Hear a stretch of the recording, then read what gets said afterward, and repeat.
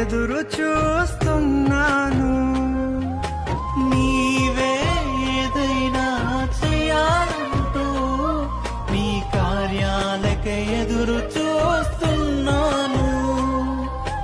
తప్పక చేస్తావని నిన్ను నమ్మి, తప్పక చేస్తావని నిన్ను నమ్మి నీ కరముపై దృష్టి ఉంచినానయ్యా.